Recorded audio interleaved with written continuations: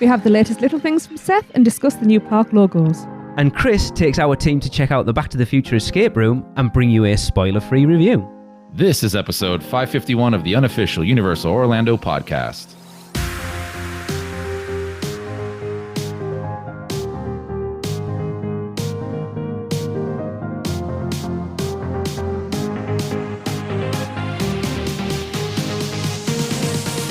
Hey everybody, what's up? Chris here, your host for today, bringing you another fantastic show.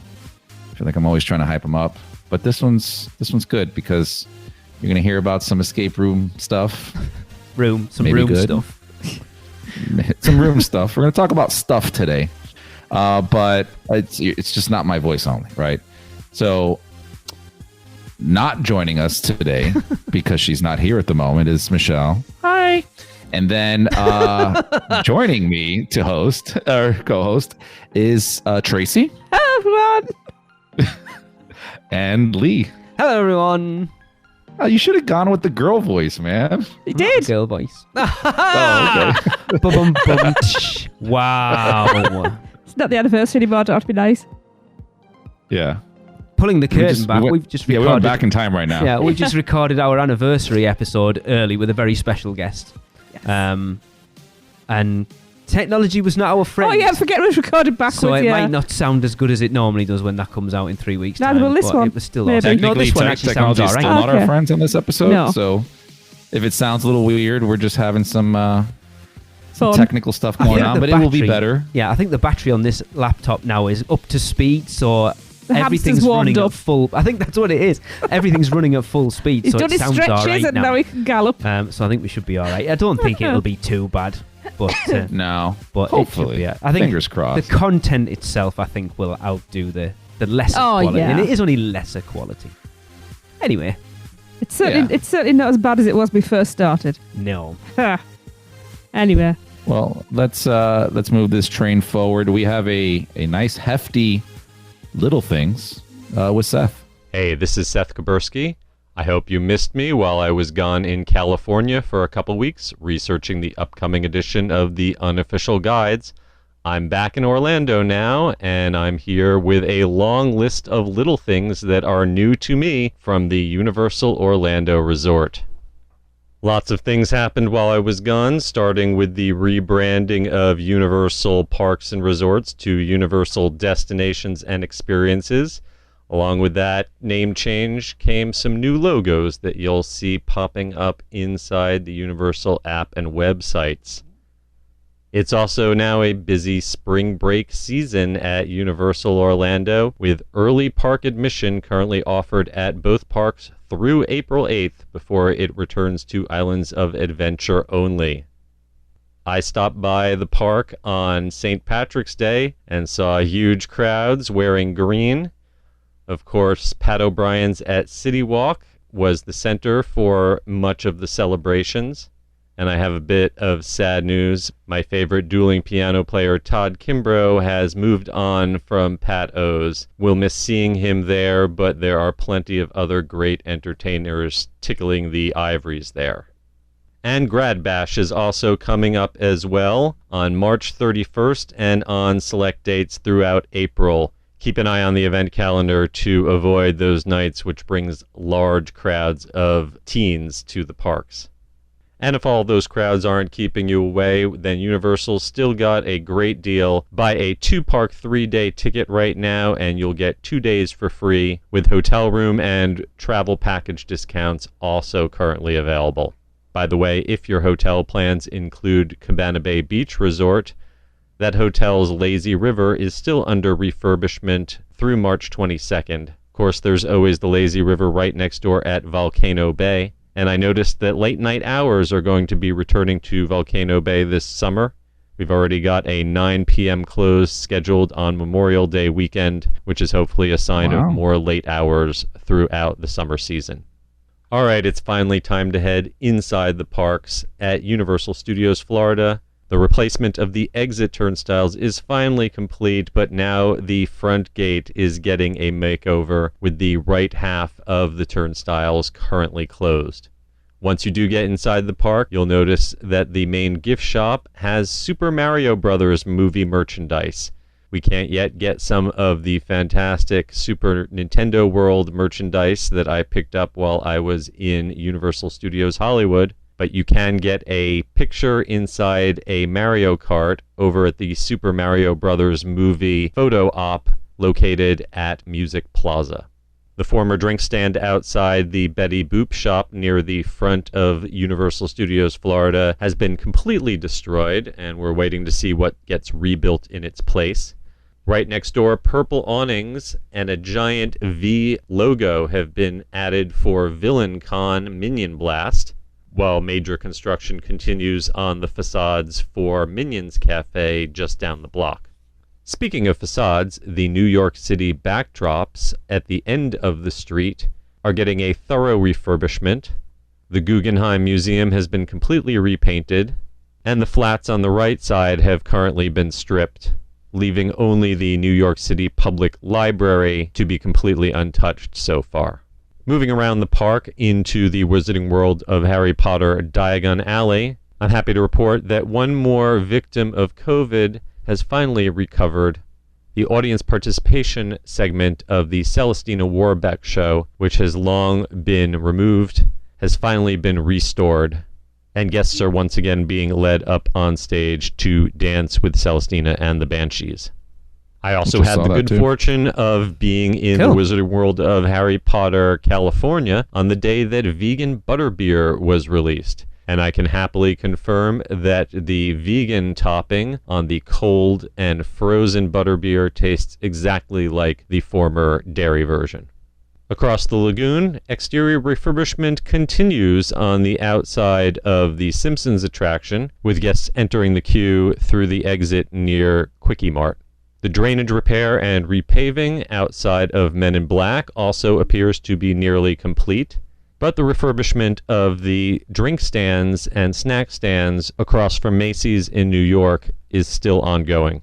Speaking of the lagoon, I was sad to confirm that the Cinematic Celebration show is extinct, but hopefully those drone tests that I reported on a few weeks ago mean a new show is on its way.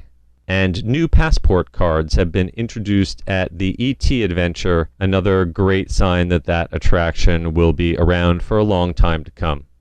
Okay, let's hop now over to Islands of Adventure. In the Port of Entry Christmas shop, the expansion of the Fudge Kitchen recently displaced the calligrapher who used to paint custom Christmas ornaments. But I'm told that that service is still available. The artist has just been moved to a different location.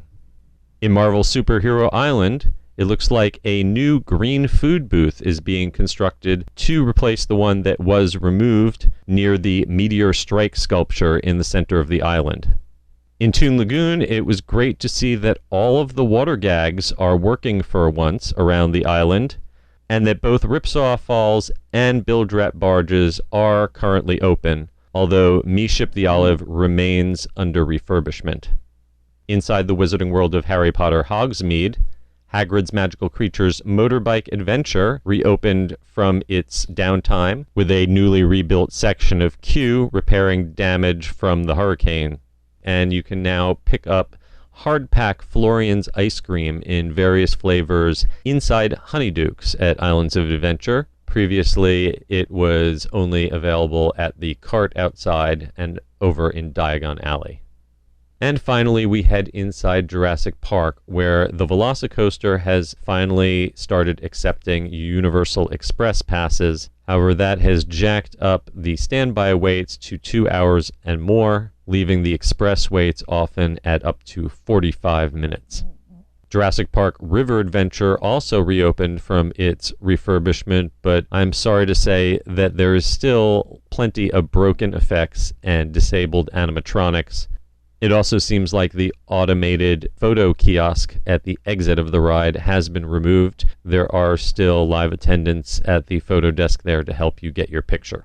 And we'll end with a menu update for Thunder Falls Terrace, one of my favorite overlooked restaurants at Universal Orlando Resort.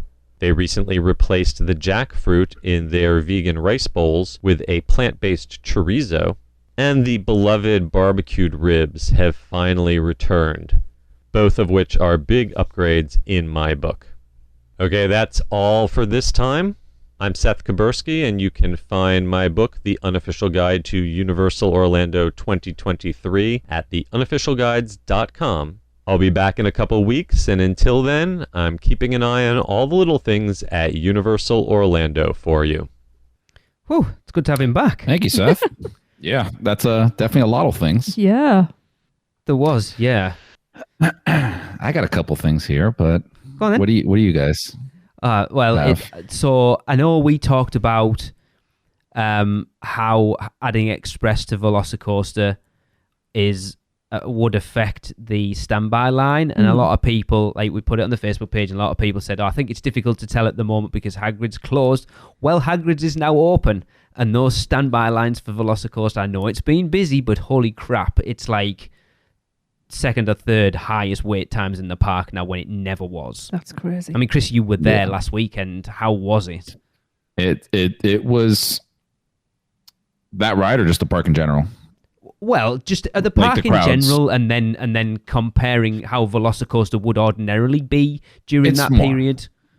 It's definitely more, and I think it's the perfect storm, because I feel like we talked about this, maybe touched on it before, but you have the reduced throughput that we've read about not that long ago. You have Express, and now you have spring break crowds.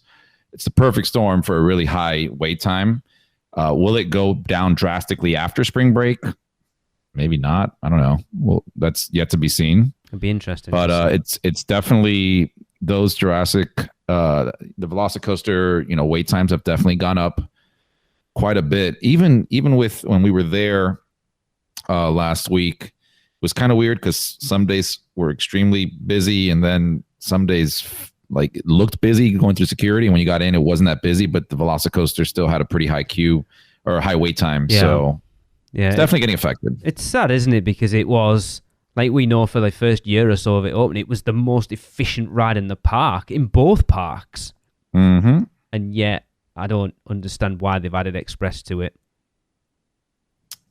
You don't understand why they had Express, or why No. they brought down the I don't efficiency? understand why they've put Express. Like, why add it to it? Yeah, because it was normally under, I mean, for the most part, it was under an hour Yeah. average, I feel. We've never waited longer than about 45 No. minutes for it. And I think that was at the No. Weekender, and that was that weekend when it had started. The crowds were ramping up into like those December crowds, but it Yeah, wasn't because there'd been other massively. times we'd walk past, it was like 10 minutes, Yeah. 15 minutes. Yeah, we'll have to see when the dust settles from spring break, which we won't have that much of a gap, because then No. you have summer coming in. So it'll be interesting. Maybe they got to bring up throughput a little bit more. But I highly doubt we'll see Express leave that ride. And then obviously one that dropped completely under the radar of Cinematic Celebration ending. That's one of them. Yeah, that was a What? shocker. Like, just complete. What? No announcement. Just, hey, it's finished. What? Yeah, I had to literally Google that right now while hearing that. And so it started, 2018? I think And originally, like the original show was like 2013. And then they changed. That was Cinematic Spectacular. That was like the 100 years of movies. And then when did they change it over to Celebration? What is it now? I always felt like the 2018? original one should have been Celebration and this one should be Spectacular. Yes. Yeah, maybe you're right. Well, remember they introduced that whole water screen in the lagoon right before or closely up to Horror Nights, and then we got that Horror Night show. So it was like 2018. Oh, yes, because the original Cinematic whatever, the Spectacular was those weird... The globes. No, it wasn't. It was the like weird square water screen thing where the water came down. Yeah, I'd forgotten about that. Yes, you're right. I was thinking whatever the Spectacular was the original one. I'm forgetting it was those because the pre-show for it, wasn't it, where they dropped the water? They could drop the water in patterns. Do you remember? That's right. Yes, Yeah. I quite like that. So it's been kind going. of a bummer. It's weird how fast they got rid of it. I feel like that cost a lot to implement, and now you're just getting rid of it? Well, a lot of the rumours are that it never quite recovered from the hurricane damage, which I hope's not true, because I don't know how that affects Horror Nights. It doesn't matter anyways. The show's gone, right? Yeah, but if they could still do like Ghoulish or Marathon of Mayhem and stuff like that for Horror Nights. But if it's a case of they've closed it because of all that stuff is too damaged. It's a weird one, because so personally, if they closed the show, right? They're not saying, oh, we're retiring this show and just even saying retiring the show. Like from what I was reading, it shows like that is permanently closed. Like they're not using that anymore, and that the drones may be the next show, right? I don't see them bringing it back for Horror Nights personally. I'd love to, but I don't see it. It's interesting. It's funny. It goes back to that whole drone testing thing a few months back. Yep. Like at the time, I think, Chris, were you on when we spoke to Seth, or was it me and Michelle? I think it might have been me and Michelle. I don't think you two were on. We talked a lot about... I wasn't on that one. Yeah, we talked a lot about that drone show, and I think Seth was like, it could be just for like a corporate event or something like this. And then you start looking at this and going, was it? It seems very coincidental. Yeah. I mean, I feel like it would be more than just a corporate event. Plus the tech is there. Yeah, it's just weird that they didn't announce it. Or they didn't give, it'll be ending in 2 weeks, so if you want to go and see it, you better get out. Mm-hmm. It was just like, it's ended last night, so you're done. When we were there, we were, the group of people we met up with, we were just talking like, hey, why is the show not on? And we just assumed it was because Mardi Gras, but no. Mm-hmm. I actually tweeted them. I DM'd them at the time because I'd seen all these accounts posting it. So I actually got the reply was Universal Orlando Cinematic Celebration had ended its run at Universal Studios Florida to make way for a new nighttime show experience that will debut in the future. Yeah, it sounds very vague. So not even debut soon. No, in the future. In the future. Yeah, which seems weird for them to end it and then not have something ready to go like soon.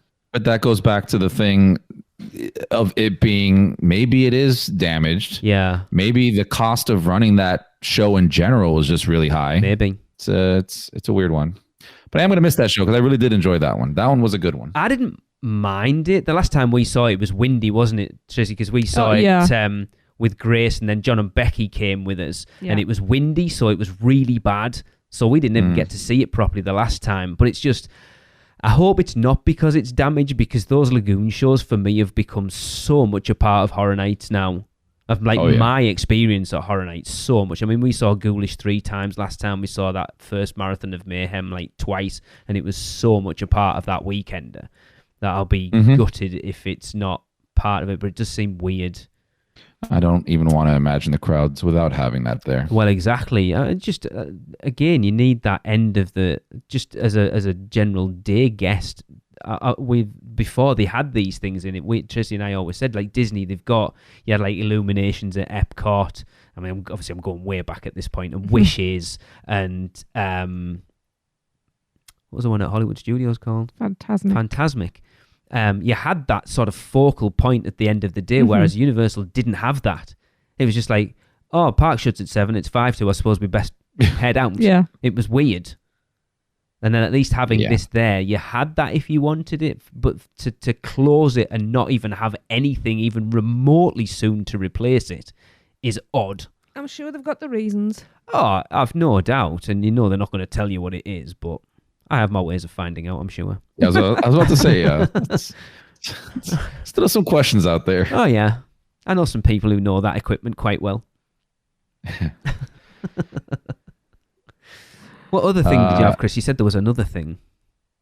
Well, I just realized we were going to be talking about that next. Oh, the logos, of course. So I'll leave that. But one minor gripe, turnstiles. Yes, it's kind of sucked this past weekend going through because they closed off half of them. Yeah. Oh. It was pretty bad, but I'm still angry that I have to put my thumb on the scanner. Aren't we past that?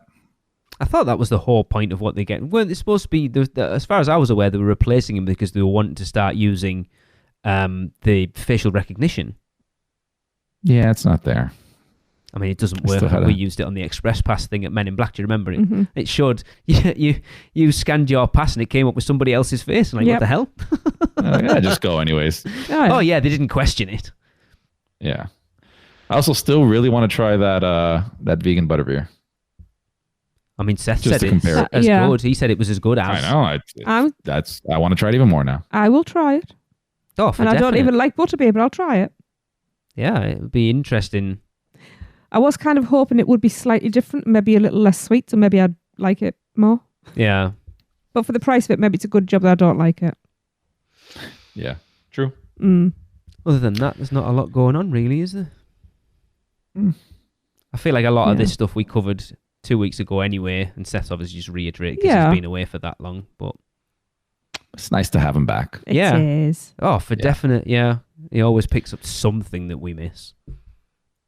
So let's talk about something we've discussed on the back end, the front end, whatever. Universal logos. Wow. There's the hot topic. So for those that don't know, certain Universal social media accounts started posting that these new logos it was the day they announced that Universal Parks and Resorts became Universal, Destinations and Experiences? That's what they've called it now. Yeah. So it was that same day that suddenly these new Islands of Adventure, City Walk, Studios, Volcano Bay, is that Epic it? Just Universe. the 4? No, Epic. Did they do a new one? They tweaked it. Yeah, it's had a tweak. I feel like I'm missing something. Is that right? City Walk. No, you said City Walk. Yeah. It's just Universal Orlando Resort, like the overall one, Yeah. Island Studios, Volcano Bay, and City Walk. Mm-hmm. And how did we feel about those logos, guys? Oh. I may have improved them. Those at the Producers Club will have seen my improvements. They were just weird. I'm assuming most people listening will have seen them at this point. I mean, I feel like the post that you did on that was probably one of our most interactive posts because everybody was just going crazy. There was quite a few people that actually said, I like the Islands one. And Tracy and I were both like, the Islands one is disgusting. Don't you dare. Like, what is wrong? I was the original logo is perfect. It's old worldy. It fits. I don't understand why you would change a logo that's been like that much. It was like the Universal Studios Florida ones changed a little bit. The overall Universal Orlando Resort ones had changed a little bit. But to virtually completely change, I know what it is. So if you look at the Epic Universe one, the original one, the one they've put out now is tweaked ever so slightly. So rather than change that to look like the Universal ones, they tweaked the Universal ones to look like the Epic Universe ones, so they all fit in. The only one I liked was the Volcano Bay one. Yes, 100%. I mean, not that it's the best logo, but it was nice. It was all right. Yeah. I thought it matched. I mean, you got the volcano up there, just the outline, and then the water and everything. I agree with you. That one, I think, was fitting. City Walk. Right, they ran out of time. Somebody had 5 minutes and just jumped on. It was like someone commented saying it looks like a strip club. Dude, it looks like so many things. It looks like if they... You've probably never seen the movie The Birdcage. It looks like The Birdcage. It looks like South Florida. It looks like Miami. It looks like South Beach. It looks like all of that. Because I see that all the time down here. But like really bad version of that. Not even a good version. Just... Because then there was a lot of speculation that if they changed the Islands of Adventure logo, were they going to change the one on the lighthouse as well to match it? And there was uproar. Yeah, they would go now, crazy. What date was they released? I couldn't tell you. It looks like 1991 to me. I mean, yes. Yeah. I like your post. I think your comment was whatever the program was, like they went for 3.0 and found 0.3. Yes. They went backwards a few points. The reason I ask is, was it March the 1st? No, I don't think so. Has somebody messed up and it should have been a month later? No, because those logos. So Chris Screws sent me a a link to a website, an official website, where all the logos are available in high res to download, and those logos are still there. Yeah, but if I was going to do a prank properly, I'd make sure that every base is covered so it looked legit. I just wonder if it was... I do genuinely wonder if it was supposed to be an April Fool's and somebody got the dates mixed up. Because I don't know. Maybe daylight savings time got them by a month. Maybe. I mean, the thing is... Or maybe somebody was getting sacked and it was the last ditch. Yeah, that very much could be it. Yeah. I mean, even listening to, I was hearing the Coopers on the Universal Family podcast. Yes. And he has, Brian has a background in, or at least from what he was saying, has background in this kind of thing. And I agreed with everything he said there. Like how these got past any kind of checks, any kind of, let's review this with a study group and see what they feel about it is beyond me. Because I have not seen anyone really just go, man, these are awesome. There were no checks. Great. No, absolutely not. Or was there an elementary school competition? Maybe that's what it is. Maybe that's what it is. I don't mean, know. for those listening who haven't seen them and don't know where they were, these were on the website. So if you go on universalorlando.com and click on the side panel where there's Universal Studios and that, they were on there. Mm. You know what? That may be too difficult to find. Just go to our Facebook page, the Unofficial Universal Orlando podcast, and our Instagram, and we posted them up. And you may complain that they look like low-res versions and that we're not doing it justice. But Lee, are they low-res versions, or is that exactly what you saw? I think they are slightly low-res versions, but not proper. But I think that they're not a million miles away from what they were supposed to be. Awful. But then, 3 days ago, I think it was about 3 days ago, suddenly those logos on the website change. So what do you think? I actually don't mind them. Well, look at me. They're going to be cheap for the screen printers to they're fairly copy bland, but they all look the same. I don't mind them. As far as the website goes, I think they're fine. They're clean. I'll give them that. They look very clean. They're very minimalist. Yeah. But are they right for the parks? I don't think so. Right. I don't think so either. They're characterless. They are devoid of character. I think for the website, they're perfect. I think what's happened is they've gone, these are the ones we want to use. They're kind of bland. I think everyone will go... I said, this is my idea. Don't you take it. They'll go, these are bland as hell. So we'll put these really ones out and get everyone up in arms. So then when we change them to these ones, they'll go, oh, they're much better. I said that. I don't know what there. Yeah, I don't know what they've been playing at. I will say, anybody out there who's got a Cricut, as in the die cutter type machine, do you know what? As soon as these are definitely official, you can make all the stickers you like, because that is going to be one of the simplest designs just to print off. And if you make some, send me some.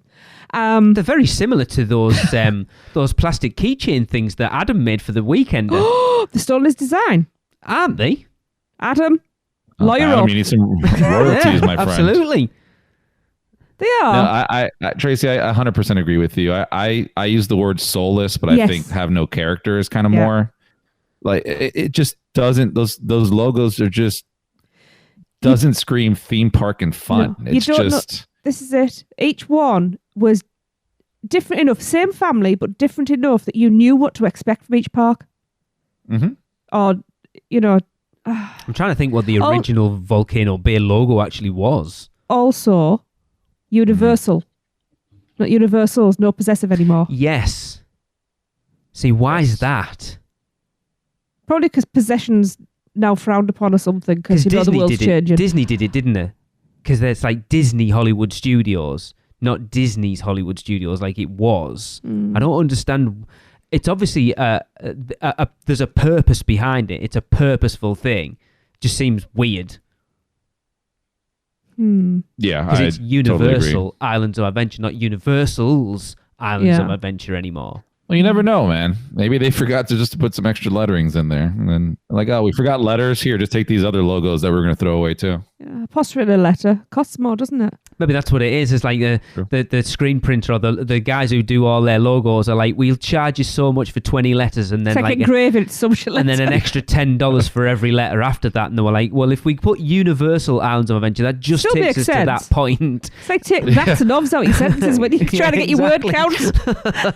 It's just so weird. It's all the bean counters. Yeah. And it's like, I never thought, like, you hear a ride closing down or something changes in the park up in arms, but for how much furore it's caused online just for some random logos. People are passionate about these things. It's part of people's identities. I think this shows how big the fandom for Universal Orlando has become now. I think it's showing how detached corporate actually is from what their customer, their clientele wants, to be quite honest. Strange, because I know Vincent put a video out the day after, didn't he? And he kind of hinted towards, are they going to change the logo on the lighthouse? And then we were like, no, don't you dare. Can you imagine if they put this one up? They won't. I think those logos are purely just for the website. Yeah, I think the web, yeah. And like maybe just park blue maps. paint. That's it. That's all they need.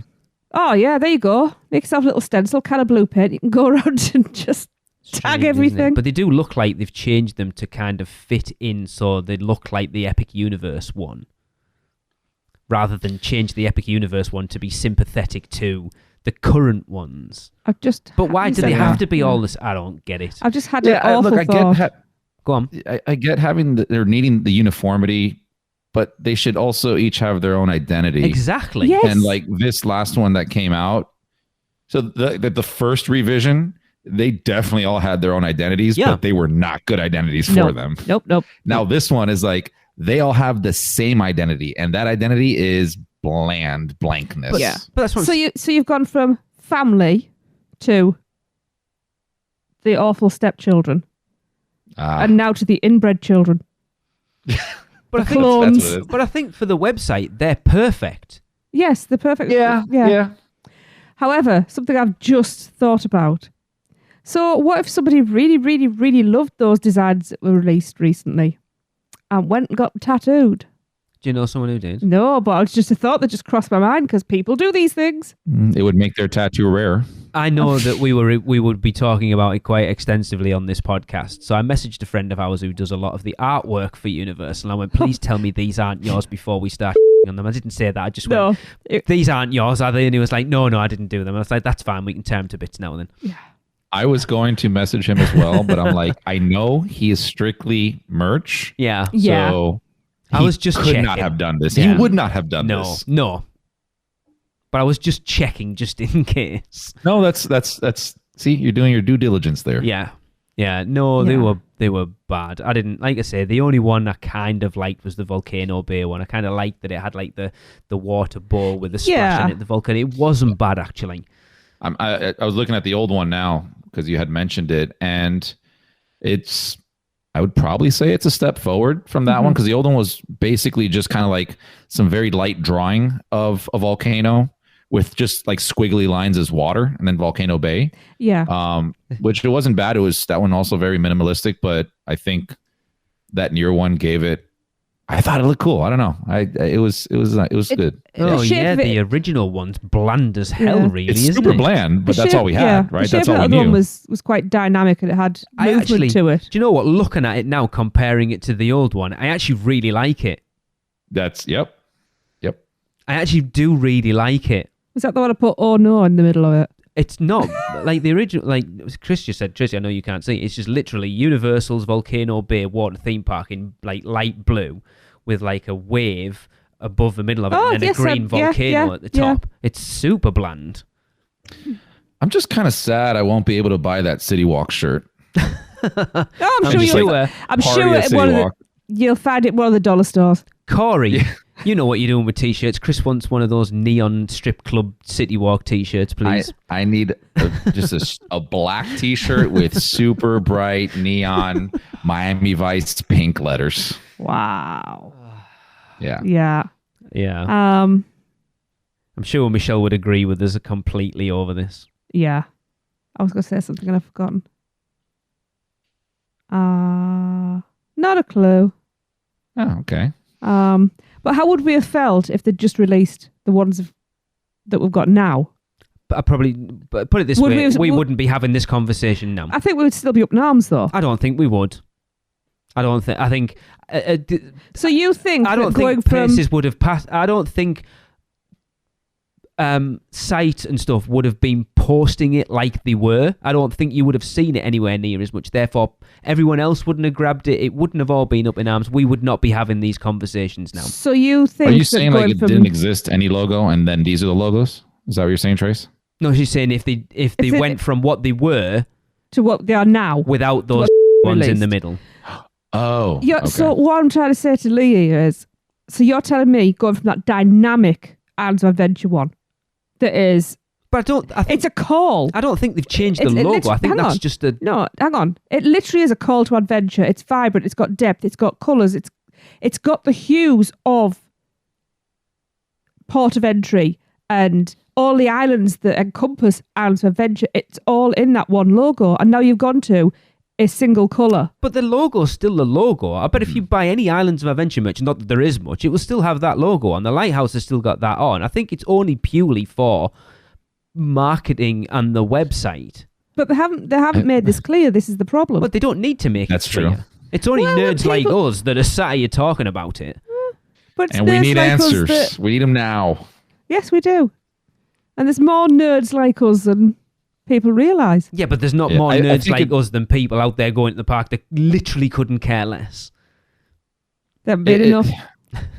Look, I agree with you. I think the current logos now, it does match maybe too much with the current design of the website. And I know sites typically want to go for a very, simplistic, minimalistic kind of look. You don't want all this clutter and everything. But then what does that say about the ones that they released first? Was that going to be on the website? It was on the website. I know. That's what I'm saying. So you're saying, oh, it's just a website thing to blend in better with it. But they released the other ones there as well. So I don't know. It's still kind of up in the air whether or not it's going to go to merch as well. I don't know whether the old logos were on the website because I never paid enough attention. I assume they would have been, but I don't know. It's not something I ever noticed. It's only because they've changed them to these crappy ones now that people have gone, what the hell's that? Yeah. So odd, so strange. But again, they're just logos. It's not the end of the world. As long as they don't slap them on the front of the parks and stuff. Like if you walk into studios next Saturday and the entrance arches have got the crappy blue and white Universal Studios Florida above the top of it. Gonna repaint the arches and everything. Yeah, to blue and white. Look, I'm going to give Universal a free one here. Put all these logos out on April 1st. Yeah. Put it on the Lighthouse. You will have chaos for one day. Yeah. It'll get you some... they say there's no such thing as bad publicity. That will get you some bad publicity. But put these things out on April 1st. If you get backlash, then you can go, hey, April Fools. And if you don't, you can go, well, here you go. I think what the strangest thing That's actually really smart, Tracy. Yeah, I'm the brain singer. I think what the weirdest thing overall is that they put the version 1.0 up on the website, and then everyone went up in arms, and then a week later they changed them. Now I wonder if that was always the plan. That's why I think it may have been or whether the backlash from the fans and they've gone, yeah, no, we can't leave them up there. Just put those crappy ones up. So I don't follow Twitter as much, but me either. Did we see any good jokes or memes coming from the Twitter? I don't feel like go on Twitter. I look into that. Did you see what I'd posted, Chris?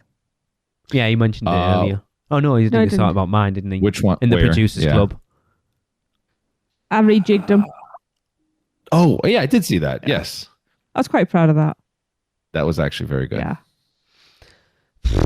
I think that's enough of bashing on these logos or praising them, whichever way you side with it. I think we're quite lucky that we came into it after these new ones have been released. I think if we'd have done this a week ago, we would have a very different conversation. If they hadn't changed it, we could have had a segment called "Oh No, Logo." Wow. Oh, that was bad. Keep that one in the back pocket, Trace. Yeah, deep in the back pocket. Which logo's a no-go? Yeah. Hey, stop stealing my thunder. Alrighty. Yeah. I'm a little hungry right now. Mm. I have a sweet tooth. I can go for some cake. I think I can help Tracy. you out there. Please help us. Yes. We have PC birthdays, PC Producers Club, as you know. Producers Club birthdays. We only have 4 this time. So not a lot of cake, but cake nonetheless. So we're going to kick off March 21st. It is the lovely Lauren U. Halleck's birthday. Happy birthday, Lauren! Happy birthday! Feliz cumpleaños, Lauren. And thanks for replying to Lee so quickly then. She's at the parks now. She's They're at just the park? recording a Bow Pick a Bow Bow soon. Oh, I can't wait to hear that. Awesome. Yeah. March 24th is the beautiful Stephanie Brown's birthday. Happy birthday, Stephanie! Happy birthday! Happy birthday, Stephanie. And then a few days later, on the 27th, we have the fantastic Kenny Detwiler's birthday. Happy birthday, Kenny! Happy birthday! Happy birthday, Great Kenny. pick. Sorry, Michelle says Great pick. Detwiler, apparently. But Detwiler. I always pronounce it Detwiler, but whatever. It's the Detwiler. European pronunciation. It's okay. And then finally, last but by no means least, on March 31st, it is the amazing Jonathan Jackson's birthday. Happy birthday, Jonathan! Happy birthday, Jonathan. Happy birthday, Jonathan. He's part of the family. Yeah. So Family. have wonderful birthdays. As usual, lots of love, cake, presents, and happy memories. Woo! Yeah. I'm going to eat some cake right now. While I'm eating cake, let's pause for a quick ad break. Man, we need a vacation. Oh, I got this.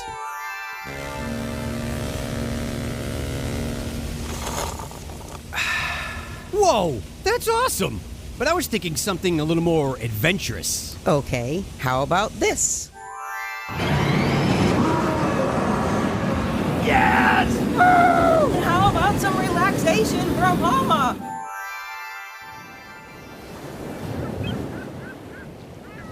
Oh, perfect. Wait, how did you do that? Easy. Portkey Vacations. For your next vacation, let Portkey Vacations take away all the guesswork and stress of planning.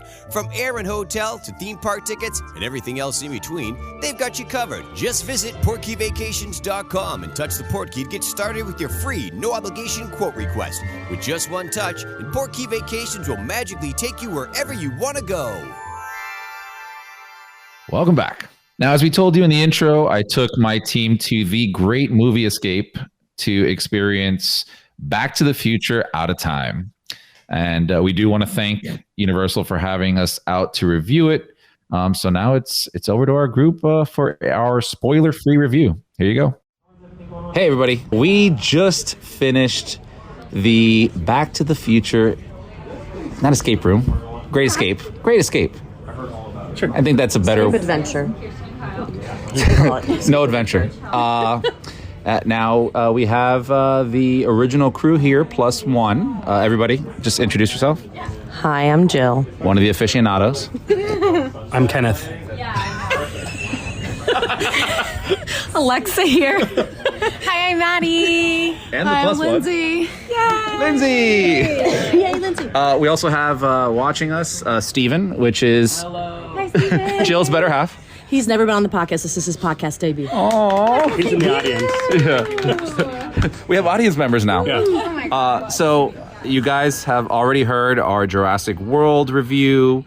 We talked about the room and everything about it, like the whole experience. So this review is going to be more about just the room itself, Back to the Future, in comparison to Jurassic World and value proposition. Is it worth it? Should you do it? I will open the floor out to anybody who wants to start off and say, because we haven't spoken a word to each other on purpose, and I feel like we're all a little bit on the same page for some reason. Yes. But go ahead, you guys. I think we should go around and say if we preferred this room or the Jurassic room. Okay, fair. That works. Yeah. I preferred this room in terms of like sets and theming, but overall experience Jurassic World. Okay. 100%, I agree. I also agree. This room was more fun to be in, but the gameplay and the puzzles were much less enjoyable. That's to put it mildly. Kenneth is being nice. I agree with everybody. I believe that Jurassic Park room was definitely better. This one was just more frustrating. Yeah, Alexa's about to cut somebody. I'm about to cry. So angry. I also liked the Jurassic World room better. I do love the Back to the Future movies, but Jurassic World was better. But Back to the Future is a great movie, and it had good theming. We're pulling hard. I know. Lindsay, you go. So this was Lindsay's first room. Okay. Have you ever done an escape room before? No, never. Oh, so then you still haven't. You still have not. As Kenneth said. So how did you like this room? The theming was cool, but the puzzles were frustrating, and there wasn't really enough for everyone to do most of the time. Yes. Facts. And we only had 6 people. Yeah. Let's touch on that. Yes. So let's touch on it, please. Let's touch on it, please. The puzzles were very, I think, repetitive. Yes. Some of them, they weren't even puzzles. They were just more tasks. Yeah, but we did the same thing twice. It's like find things to touch. Yes. Yeah. And one of the biggest frustrations that I have, I think everyone else at this table has, is that whenever we would touch something, one speaker would play and then another speaker would play, and then we couldn't hear what was going on, and it was two voices overlapping each other. Yeah. And I asked Connor about it, and he said that it was we all did. He said it was the game master's trying to give hints, and he said that they are just kind of flying off the handle, pressing the buttons to give like automated hints that are voice prompts, but then the voice prompts are overlapping with the game audio, and you can't understand what the hell's going on. But on top of that, relating to audio, specifically there's one room where you have to wait for something to play all the way through to look at an indicator, and then someone else press a different button to see their indicator light up, and that itself just took so much time that we barely almost didn't make it through that room because everything just needed its own time to play out, and you couldn't push buttons on top of one another. It should be able to overwrite it. Right. Yeah. Trying to press it up.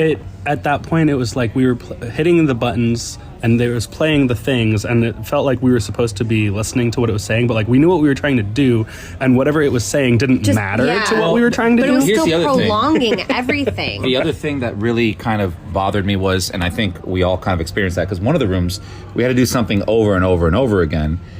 You have the whole sequence of blah, blah, blah, blah, blah, but at the end, we had no idea what we were supposed to do. Yeah, like, they don't articulate, we just like, you need to figure out how to do this, right?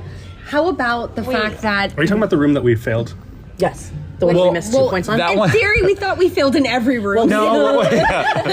I mean, we came out confused on every room. We will say our scores at the end. Yeah. But I wanted to add to one of the other things, too. So, obviously, the sequences and things like that were playing in, but there was something specific that you're supposed to do in most of the rooms that we did, and we had it in there. I asked him. This is what I said. I got confused. Yeah, because I asked Connor it was about in, and then all of a sudden it was like, okay, well, what the hell? Yeah. And Kenneth used an old school trick from Nintendo days. And if you do this room, you'll know what it is. Yeah. But yeah, so I asked our game master guy about it once we came out. I said, hey, by the way, why didn't this work? Because it took us like a minute or two off of our time because we could not get it to recognize that we had inserted something into a slot, essentially. That's what she said.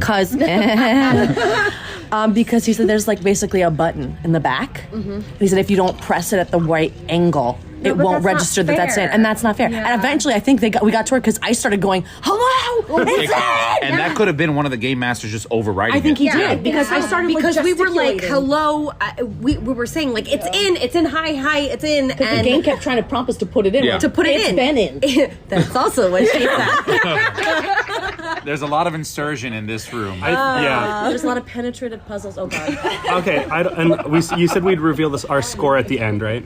Yeah, right. I mean, we can do it now. We did fairly well on this room, and there was no sense that we were doing well while we were doing it. We came out like, he's like, how'd you do? We're like, terrible. Yeah, terrible. And so like I think that's a sign of like poor game design that we were doing really, really well, and yet we were frustrated and like there was no sense of satisfaction for when we did things right. That's because you didn't get any gratification. Because there was maybe know. 2 out of the rooms, all the rooms, that was like, oh, we did this, because even one of the rooms, we thought we didn't finish because it goes, oh, we figured it out on our end, or like, oh, we failed this and we got everything in that room. The game master was like, "Oh, did this happen after?" And we were like, "Yeah." And did this happen on this one? Yeah. Oh, then you got through those. And we're like, "Wait, what?" With Jurassic World, though, there was the gratification of, "Oh, you're not gonna make it unless you finish this puzzle." And it was like, that's so true. It was that hyper, the dinosaur's gonna get you. The dinosaur's gonna get you. Oh, the dinosaur's at the door. Oh, it's banging on the door. You better finish. Oh my God, you finished. Okay, the next door is opening. Yeah, there was none of confusing. that. Yeah, the script Nico's script never gave us that. Also, shout out to Nico. I'm sorry. There's a quote from that I'm going to be saying forever. Hello. I will be saying that forever. Nico, if you're listening, we love you. Here are the things in Back to the Future that I liked better. Okay, I liked our guide. I liked Nico. Oh, I love Nico. Nico. Sorry, no offense to your friend. Yeah, Jordan was pretty But great. Nico is fire. Jordan was great. But We love Jordan, but Nico is so energetic funny. and funny. I was laughing like half the time. Her shtick was funny. Amazing actress. Back to the Future to me had a better guide through the game. Yes. Better storyline, better theming to the environment, better transitions between rooms. Yes. And I think the one thing that it did worse was just the actual game. Yes. And the puzzles. Well, that's what I mean. Yeah. That's what I mean. Like what we were doing was so not clear. Yeah. So basically, everything was great except for what we were doing. Right. But what's funny about that, I think, is so with the first room when they tell you kind of what's going on. Yeah. Like I said this, and I'm like the storyline. I'm like, great. This is a movie. They should make that into a movie because it's a really cool kind of auxiliary story. After everything, and I agree with you. The set pieces are fantastic. Yeah. Like every single room, I was like, "This is amazing." Yeah. Until we had to solve the puzzles, and then I was like, "This sucks." Which that is something you can fix. Like they can work on that. Well, so one of my big things too is we had 6 people, and there was at least 2 or 3 rooms that 2 people were just standing. I stood for most of the rooms holding my drink, watching you guys because there was nothing for me to do. Like I just had to pretend like I'm looking around like, good job, guys. I was just like the site manager. I was just like, yes. You're the supervisor. Yeah, at one point I got so frustrated that I just took a back, and I was like, you know what, I'm just gonna stand here because I was like, I don't understand. You're like, do that, and then you're like this, and then I'm like, I don't get what is going on. Jurassic World had more hands-on. Like we were picking things up and putting things in and pushing buttons. All and doing things together. And you also knew. I feel like you knew what you were doing more in Jurassic World because I feel like 2 of these rooms, at least 2, we were just pushing buttons. Zero idea what was going on. Just to like give us an audible kind of. First room? We thought it was a different letter. We and it stood was there for 2 completely minutes. backwards. Oh, how about the one room with all the bright colors that it was like on, Oh, I can't really. Well, not to get. Well, I will say that was a cool. I actually that was my favorite puzzle probably of the whole thing. You know what But after we got that, it was like, oh my god. Yeah. Now the least favorite. Like a slightly clearer hint to how to get to that. 100%. It was a cool puzzle, but it was confusing. But it was how like to get no, there. and we couldn't understand. Like we were like, what the hell? Until obviously you did what you did, and it was like, let's point out, I was 2 letters away from the actual answer, so I was without even the real solution. So You're right. Nice flex.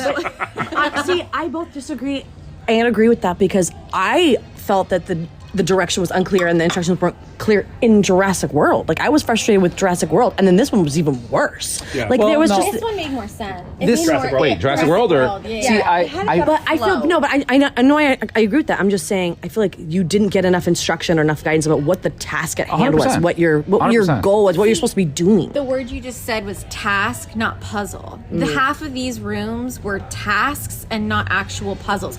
Jurassic Worlds, I think they it's more were puzzles. all puzzles. See, I mean, there wasn't we all a single worked I wanna together, touch on and that. these I don't feel like we really worked together. We were all just screaming at each other, like, "Try this, do that." Fantastic, right? So one of the things, the room, and not to get into details, Yeah. the room that we failed, right? Yeah.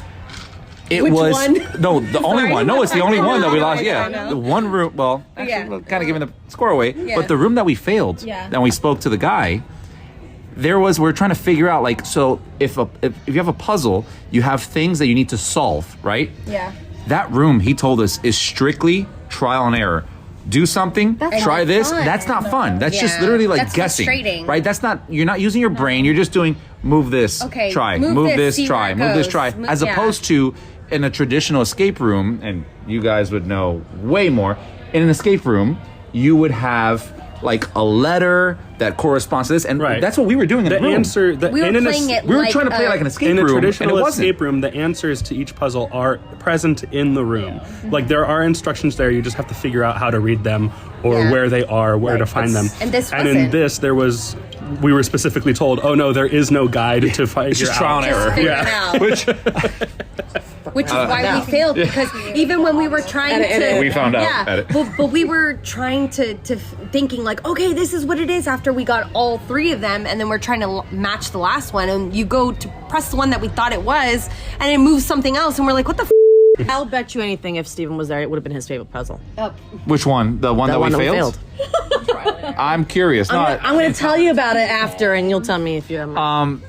Also, going to that regard, so one of the things, like the Jurassic World, we spoke to the guy. That's 10 rooms technically, even though one is a walkthrough. It's not even anything. They count every room. Every time a door opens. Every time a door opens, it's a room. This was like what? This was 8. So here's the thing. This one felt. Here's the thing. It felt way shorter, But they were larger. But we had a lot more time in each room. That's true. We did. Because now We were coming from Jurassic pushing. Park, I feel like we all had that like rush anxiety of like we gotta solve it, and we're there for a while.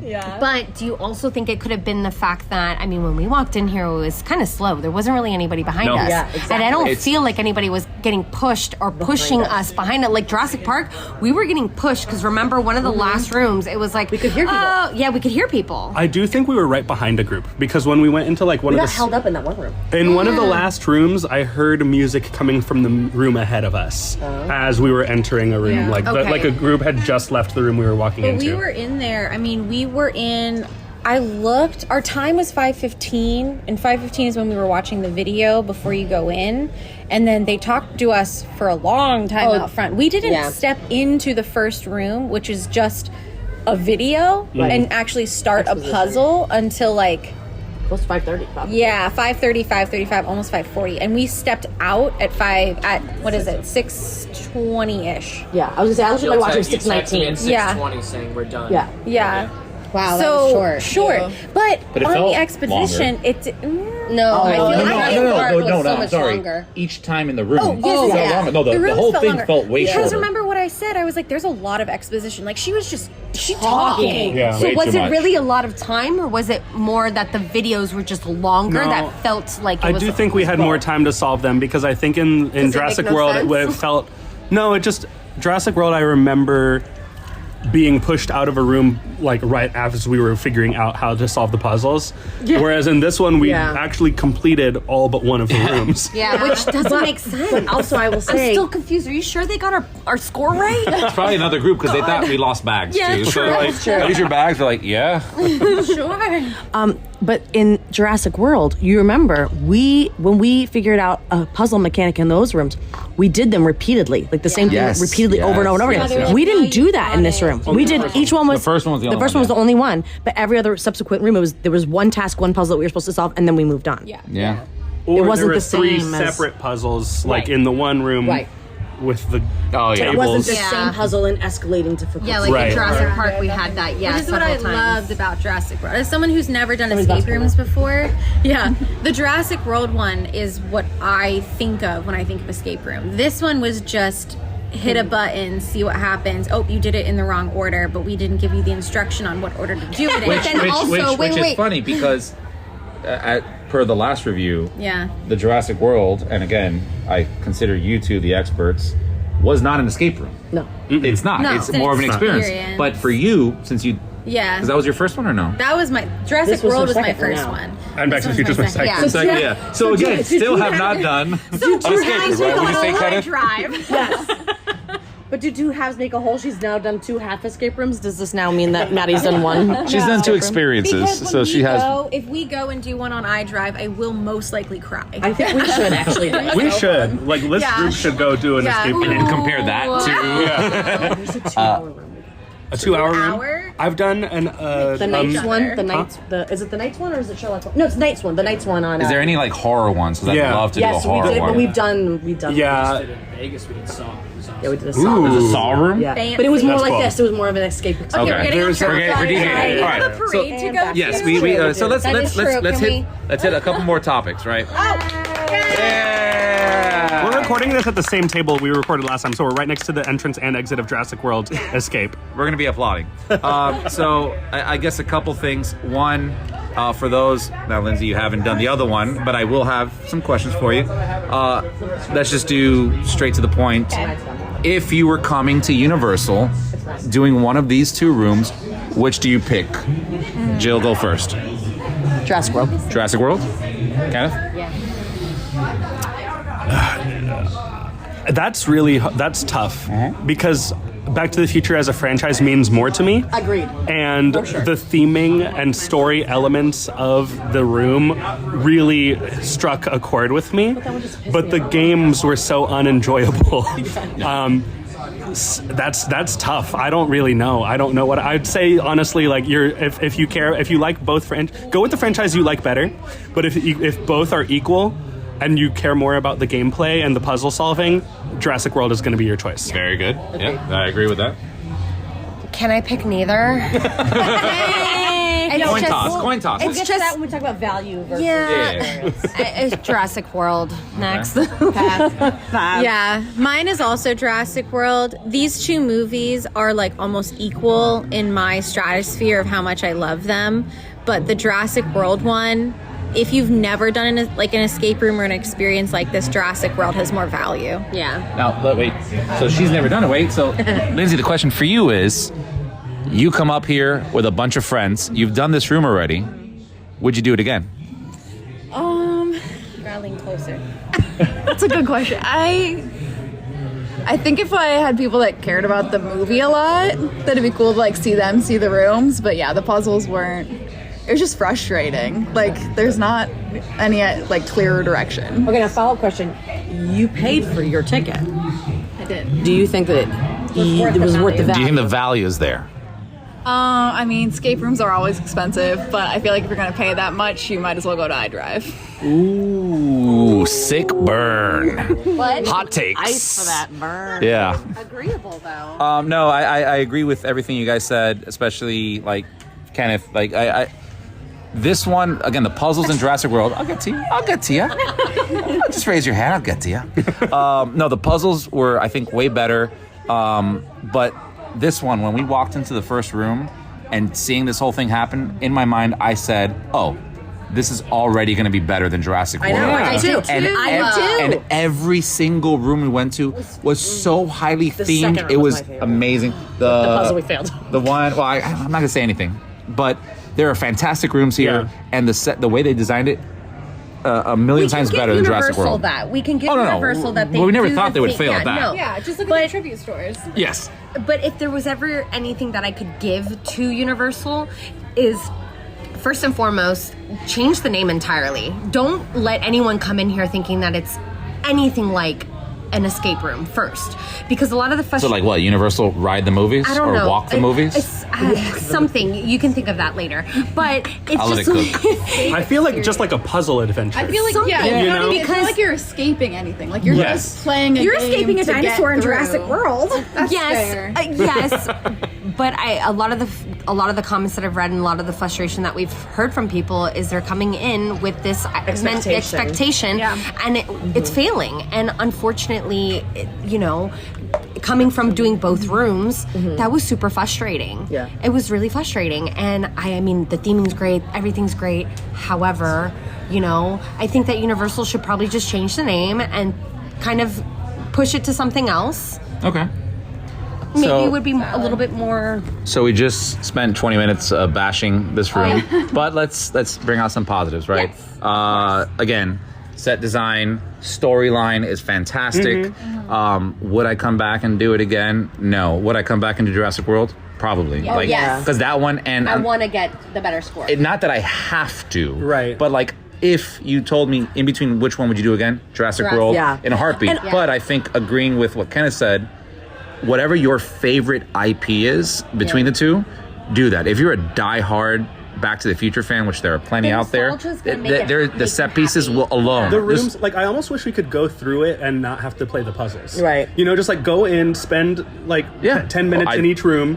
One of the rooms, when we all had to touch hands. Yeah. That one, I was like, I would just want to be in here. Yeah. Like, I loved every single room on its own. And then when they were like, okay, now you have to do this, and I was like, I don't understand how we're supposed to do that. I would rather just just hang out in this room. Yeah, like hang out in the room with Nico. That's it. Like, I'd pay the full $60. It's an immersive experience. It's like the Stranger Things experience that they did like Cabana Bay. Exactly. And people will pay it still. They would still 100%. Pay. I would, obviously, cost wise, I would. Maybe not as expensive for what you're getting. I get the theming and stuff like that. Theme park upcharge, I guess. I get that. But you're not going to want people to keep coming here charging such a high amount and then getting what you're getting. The value is just... It's the same issue that the Halcyon at Disney is having. Yeah.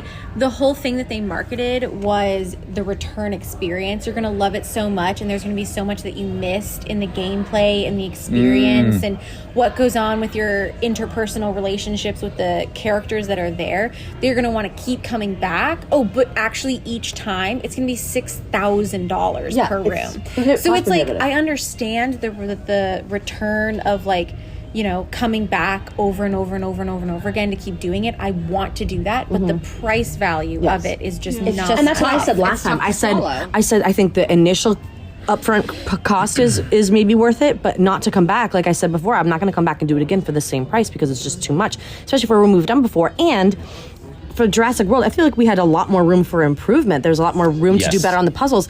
We almost got a perfect score in this room. We haven't talked about our actual score yet, but there was only one room that we did not complete perfectly and fully. And then we would have gotten a perfect score. Right. So what am I going to do the next time I come back? So there's no kind of replay there. But I kind of want to but I want to come back to complete the room now that we know what we did, but I still feel like I would go in frustrated and leave frustrated. Yeah. So it's not like I'm going to get any type of like satisfaction from it. I think that this whole place could be fixed, and I do think that both of the experiences are worth doing. I think the price is questionable, but I think they're both valuable experiences as an experience, not an escape room. Yes, they're not escape rooms. So I think a rebranding, a redefining of what it is, so that you reset people's expectations as they walk in, and then also if they are able to re-record or like help adjust the instructions as you walk into a room, because you walk into a room and you're like, I just truly have no idea what we're supposed to be doing. The first room we had zero. Which it's fixable, because I think one of the things we all noticed was before you go into the room, you have an instructional video. That video was twice as long. Yeah. It was showing things that was never shown before, right? So they're kind of getting it, and I think this is a video that anyone, no matter which room you're doing, you have to do the same video. Yeah. And so it's true. The how to play the game video was different than the first time we were here. I think they definitely put in more information in there. Yes, and how to do the puzzles, what the gameplay is going to look like. Because that stuff was. I looked around. I turned around at some point in the video. I was like, "This wasn't here last time." No. Yeah, they changed it. There were also spoilers before you even walked into the room. It's true. They showed the room. A little bit, which is kind of a big no-no. Yeah. Not that we really knew what to do anyway. Right, but still. It's definitely fixable. It's not like completely broken. There's just things about it, better instructions, lowering the music. Better payoff for success. Yes, you can, because they give you a gold star. The problem, I think, also is that we know that whether you complete a room or not, you're going to get moved into the next one. Yeah. So then knowing that, you don't know if you actually completed the room, because it's like, okay, now we're going to the next one, and we didn't feel satisfaction of completion, and so it was like, oh, we must have failed, so they're moving us into the next room. And that was because of our experience in Jurassic World. Yes. That we knew that we had that we had that kind of like we had that experience with the last one. We were like, oh, we got pushed through. We kind of Maddie's friend kept on yelling at us at every room. She's like, you didn't do enough. Go to the next one. I'll take care of this. Let's move it. So let's go to real quick. We'll touch on the score. So Jurassic World is out of 20. We hit 13 or 12. 12. And then this one's out of 15, and we hit 13. Yes. So we missed one room, We were in the second to highest category. Time traveler expert. What was it? Expert, yeah. Or it was chief explorer something. Something. We don't have the card. Good job, guys. Yes. Yeah. Good job. But yeah, so I guess, any last words? Great. No, we did good, but we didn't feel like that, and that's the whole point. That's like, the we problem. thought we did. I said 7. Yeah. You guys, what do you guys do? We both said 7. Yeah, I'm like, we did at least maybe 4. I was like, I had no freaking clue. Right. I think if you're here, like let's say you're going to take a vacation to Universal for multiple days, we know that you can do these 2 parks in 2.5-ish days. Mm-hmm. Right. So if you're looking for things to do and you don't want to venture outside of City Walk and you have the funds to do these 2 rooms, do them. They're fun. You're gonna have a fun time no matter what. I mean, we came out confused, but also laughing. Still laughing. Yeah, we had a good time. We had a good time. You know, we enjoyed ourselves. Like, Yeah. we're just being very detailed and not criticizing, but kind of pointing out things where they can do better. Yeah. And they can definitely fix this. But I agree. We had fun. We had a good had time. fun, And again, if you have a good group with you, I think that's the most important thing. Yeah. And like the concept is good. Like I like the idea of these rooms, of these games. Mm-hmm. There's just like, I feel like there should have been more like focus grouping of these things before they were opened to everyone, because there's so much room for improvement on them. Yeah. And they're easily fixable. Yeah. Like, you can fix this. Like, this, it's not detrimental. Yeah. I think also maybe that if Universal had some type of like, I don't know, you purchase 2, but you get a discount for purchasing 2. A BOGO. And doing both. And Well, a lot of not people like, do that. Not back to Okay. back, but at least like, okay, I know that I can come back. I would be more inclined to doing both That's of them actually again. a very good point, right? You know, for or a lower cheaper price for your second go through. Like, buy one, get the next one 50% off, something like Or- that. You're here for a week. When you do like the whole booking thing, Or not only that, but like, okay, I'm gonna do Jurassic Park, but I'm gonna come back, a month from now, and then you have like kind of like a ticket thing where you can come back and redeem or something that would make me want to come back. Because if I did Back to the Future first, and I had the experience that I had, I don't think that I would come back for Jurassic. I would have been curious, but then looking at the price tag, now if you told me it's 40% off or something, I'm more inclined to just try it now, just to try it for that satisfaction. Yeah, definitely. But I'm glad we did Jurassic first. Right. Yeah, This true. is with everything that they've announced in the past, couple of months. This is them dipping their toe into that destination and experience tagline that they just added. We talked about it on our podcast just last night with Rush of Fear. Yeah. You should Nice listen. plug. Thank you. It's not really a shameless plug because it's a sister podcast. Nice plug. No, I'm saying it myself. But they're dipping their toe and they're saying, okay, so we did this here. It's working well. What else can we do? How do we add plus? Yeah. Right. If this is the starting line, what other levels and categories can we go to? What can we do in Las Vegas? So this is where tiered. What can we do in Las Vegas? What can we do in Texas? What can we do in Hollywood? Hollywood is completely expanding their city walk. They just added a Tucson's. It's adding on to that destination and experiences tagline that they just created. What else can they do? In theory, they could open these in City Walk. malls outside of Universal pre-existing It's the whole properties. point, Because they all destination experience. It wherever won't compete you are, against. you I have know what something. you're about to say. It won't compete against an actual escape room, but the benefit that Universal has. Retheming the name though to make sure that people don't know it's an escape. But the benefit that Universal has is they own these IPs and they can do that. Yeah. So, I just want to something that's a little bit different. yes. Yeah, but Closing thoughts. How about that? Yeah, wrapping it up. closing thoughts is kind of unrelated but related. When we were watching that video, and I remember I turned to you and I said, "Remind me to tell you something." Yes. So what I picked up on during we were watching that exposition video of how to play the game, they never once mentioned either of the IPs. They said in your rooms, in both of our rooms, you're about to enter a movie experience from our IPs. Oh, sneaky. So I feel like that Reuse the it video could be for- repurposed Okay, if they were to change the IPs for the rooms. Man, I would kill for a Fast and Furious room so. I want Vin Diesel telling me we got to get the family together. The fixed cars. The whole thing. You Get a bunch of tuners to come to do the room. But this is actually the after party from the party that we just left. It never actually happened. Can you imagine they connect So the ride now to we- the room? And the party The party is this now. is the room. But we have to go through all the specific additional parties to get to the real party.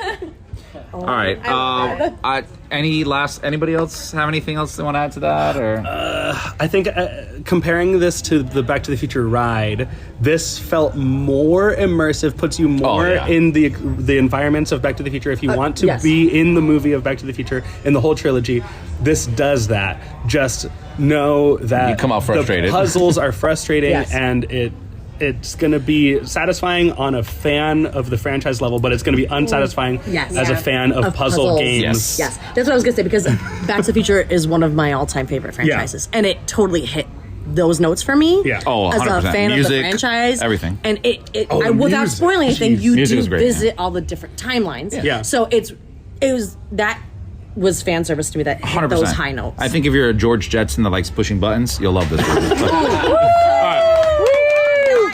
Well, we are going to end this review, I guess. Yeah. We hope we didn't dissuade you or sway you one way or the other. Try it out anyway. Try it out, yeah. If you why can not? do it, I definitely think that it's still worth it. Yeah, none of the rooms are like, never do it. No, I just go in with the expectations of, whatever we gave to you and run with it. It's still going to be great. You're still going to enjoy it. And let us know what you think. Yeah. And have a fantastic time. Yeah. See you on the flippity flop. Well, hope you guys enjoyed that review. That covers both rooms now. And if you haven't heard our other review, Lee, what episode can they go check that one out at? I don't know. Perfect. Go back and listen to that one. I have no idea. It was like it's probably like five episodes. Yeah, it wasn't that long ago, was it? I can't remember. No, it's pretty recent. Yeah. But definitely it's when you hear both reviews, it's definitely interesting because it's not just two same rooms with just two different themings. It's definitely some have pros and cons, and hopefully we gave you some insightful information to make your decision on which one you want to do. Well, I know Tracy hasn't listened to them, but obviously I've listened to both the reviews and having to edit them, and I don't know whether it makes me want to even bother. Like, not that you crapped all over it or anything, it just doesn't sound like it's worth the effort. No. Especially how expensive it is. That yes, it adds to it. I mean, we've said this before, and I'll say it again. It is worth a visit. Now, which one? Again, listen to the reviews and make your decision there. If it was me, if I had to pick, it would be Jurassic World, just because I found that one to be a little bit more puzzle solving, maybe. But the Back to the Future room completely killed it when it comes to decor and like a storyline. I think I said it then, but as soon as I walked in, it's like, I want to watch this movie play out. But that's me. Like, I'm a huge fan of that, right? Yeah. I think one of the other party members that were there said storyline didn't make too much sense, maybe. We still did our thing, but I still think you guys should try it out when you come down. Of course. Like, we run a podcast. Of course we have to, but it just... Yeah. I think if I was on the fence about it as a guest not doing this podcast, it would make me think twice about laying out, because it's like $50, but it's not $50. It's $100 because it's two of us, or $200 if you want to do both. And then also, I suppose I don't know, because obviously, I don't know whether you and Alexa would go. Like, normally we'd get that group together.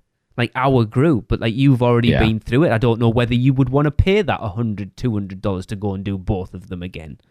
See, and not to sway you or any listener one way or the other, I would pay to do the Jurassic World over again, just because we want to push our score even further. Yeah, but that should give you an inclination of there was actually like a challenge for us to really try to push forward there, because we felt like we were doing something. Not mind-blowing escape roomism, but more than we got from Back to the Future. However, with that being said, the Back to the Future experience and all the rooms and decor, it's almost worth just paying to hang out and go through the different rooms, because it really, it has that universal level theming in there. Okay. They completely killed it in both rooms, really, but I think this one shines even more. Okay. But it's up to you to decide, you, the listener, as well. Oh, exactly. We've always said with any review we do on the podcast, don't take our word for it because everyone's opinion of stuff is different. Go and check it out for yourself. Absolutely. Yeah, I know from talking to briefly Michelle, she has no inclination of wanting to do them. From seeing people, I think it was very specifically Kayla Roebuck's review of going through it that made her like she has no interest in doing it. Yeah. So yeah, it's interesting. It's strange. Yeah. It's strange, and again, it's something that can definitely be tweaked and modified and kind of made better. I hope they don't get rid of it. I don't think they're going to get rid of it anytime soon, but I hope they can fix the problems. And again, we mentioned this on the review. The problems that they have, especially with the Back to the Future, are fixable. So it's not just like we created a ride that we can't do anything. No, they can change the experience up and make it even better. So yeah, and I think they will do before they decide to can it. At least try and make that effort to change it before they just pull the plug on it. If it's not doing well, try and change it rather than just going, we're just going to cut our losses and. Well, they've got to get. How long has it been open now? A few months. 3 months. 4? Yeah, 3. Yeah. It opened on like the 9th of December, didn't it? They need to give it time, but they do need to look at what works and what doesn't and tweak it, like being saying. But it's got to cost them a pretty penny. So they can't just, after like 4, 5, 6 months, just go, no, just go shut the doors. No, absolutely not. And the other thing that's kind of a bummer, well, it's kind of a good thing for some of us who like go in there because it's still kind of hidden, but it's the bar that's in there, the 2 bars and the lounge area is just a really cool spot to hang out. The bar is fantastic. The drinks are amazing and it's not busy there. So if you just want to go hang out with some friends, grab a drink and not have like massive noise going on, it's a fantastic spot to go to. So cool. Hope they keep all that around. Yeah. Well, that's the end of the podcast, and that means it's time for another Universal Is, and this one comes from Ralph Sharp, and we'd like you to get involved. So just let us know what you think Universal is in 3 words or less, and send them to podcasts@uuopodcast.com. But for this episode, Ralph says, Universal is my weekend getaway. Talk to you next time. That was another episode of the unofficial Universal Orlando podcast, the best and only podcast about Universal Orlando on the island. Check us out on social media on Facebook, Instagram, Twitter, YouTube, and Pinterest. Just search UUO Podcast. For all the podcasts, news, and articles, check out our blog at uuopodcast.com. Contact us at podcast@uuopodcast.com. Join the Producers Club by emailing us at uuopproducers@gmail.com. Listen and subscribe to the podcast on Apple Podcasts, Spotify, Google Podcasts, Stitcher, and everywhere else podcasts are found. Check out our friends, the Theme Park Duo, for all your other theme park news, and email Michelle at portkeyvacations.net to book your next trip. So until next time, this is Amity 6, call off the Marines, we're coming home.